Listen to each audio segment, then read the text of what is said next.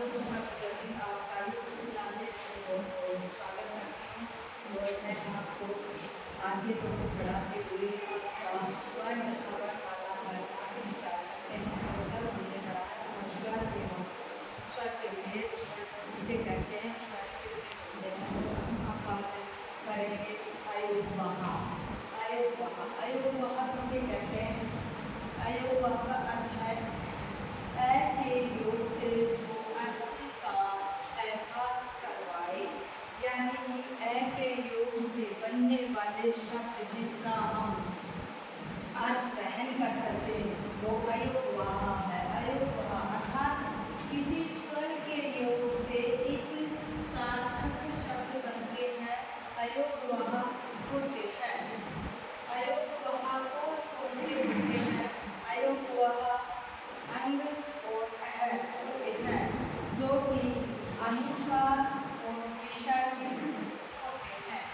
अनुस्वार का जो चिन्ह है वो एक बिंदु होता है और विसर्ग का जो चिन्ह है जो तो ऊपर नीचे बिंदु होते हैं। जैसे अनुस्वार की बात करें, जैसे अंकुर, अंकित, जिन पे ऊपर बिंदी आए वो अनुस्वार के रूप में लगे होते हैं। बात करें विसर्ग, जैसे कि प्रातः, अतः, पुनः, निःशुल्क आदि शब्द विसर्ग में आते हैं।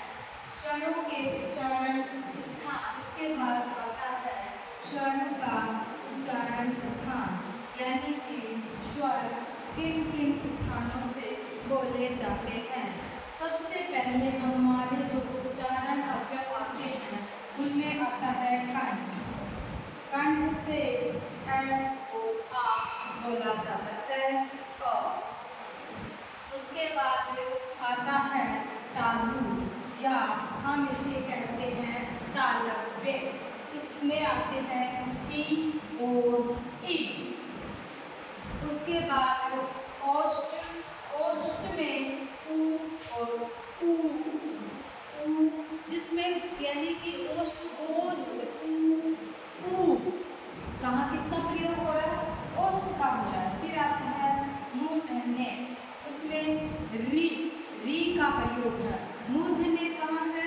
पहले कंठ आता है, फिर तालु आता है, और जो हमारा उतरा भाग होता है ना मुंह के अंदर, वो मूर्धन्य होते हैं। हम री, हमारी मुंह पहले ऊपर जो हमारा उतरा भाग होता है वहाँ से टकराते हैं री, रे। उसके बाद आता है कंठ तालु, यानी कंठ और तालु से मिलकर बनने वाले स्वर ए आई, ए आई, ए आई, ए आई क्या है? कंठ और तालु, यानी कि कंठ से भी उच्चारण हो रहा है और तालु से भी। उसके बाद आता है कंठोष्ठ। कंठोष्ठ का मतलब होता है कंठ और ओष्ठ दोनों को मिलकर बनने वाले जो वर्ण है ओ आओ, ओ आओ। किन किन का प्रयोग हो रहा है? कंठ का और ओष्ठ का। इसके बाद हमारा आता है व्यंजन वर्ण। इसके बाद हम व्यंजन वर्णों के बारे में पढ़ेंगे। व्यंजन वर्ण सबसे पहले है कि व्यंजन वर्ण किसे कहते हैं? व्यंजन वर्ण वह वर्ण है जिसका उच्चारण स्वर की सहायता से होता है। बिना स्वरों की सहायता से हम व्यंजन वर्णों का उच्चारण नहीं कर सकते। इसमें स्वरों की आवश्यकता पड़ती ही पड़ती है। स्वर और स्वर मिलकर व्यंजन का निर्माण करते हैं। इसके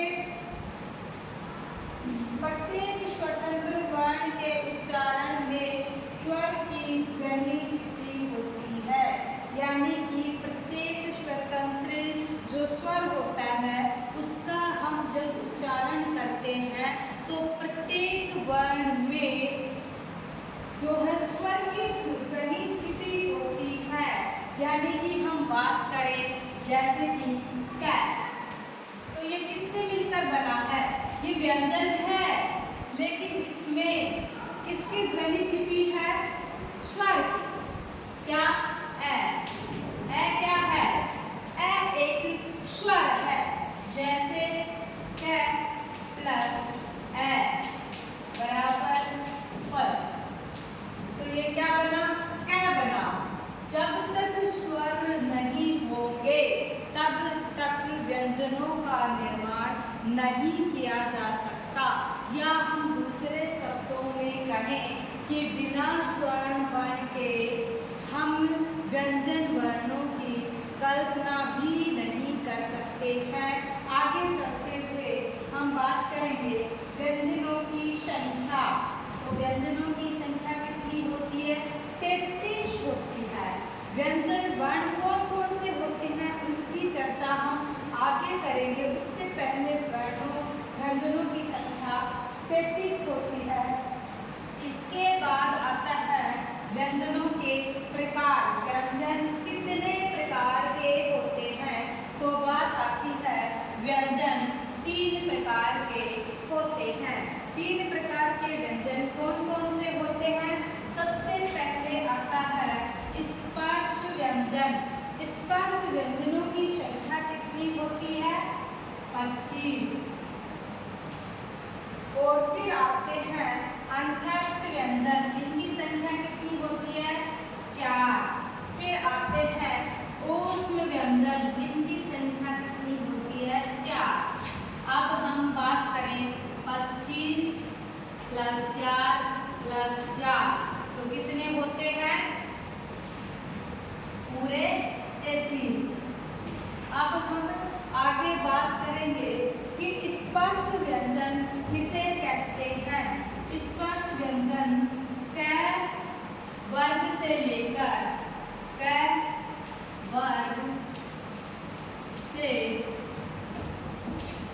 प वर्ग तक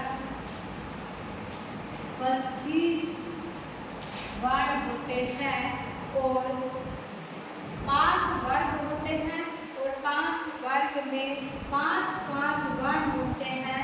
तो 5 × 5 = 25। स्पर्श व्यंजनों की संख्या आपसे पूछे तो 25 होती है। स्पर्श व्यंजन, अंतस्थ व्यंजन और ऊष्म व्यंजन की चर्चा हम नेक्स्ट क्लास में करेंगे। धन्यवाद।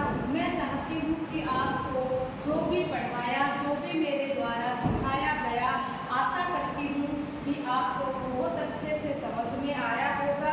और अगर मैंने कहीं गलती की है तो आप कमेंट्स के माध्यम से मुझे अपनी गलती से आगाह करो।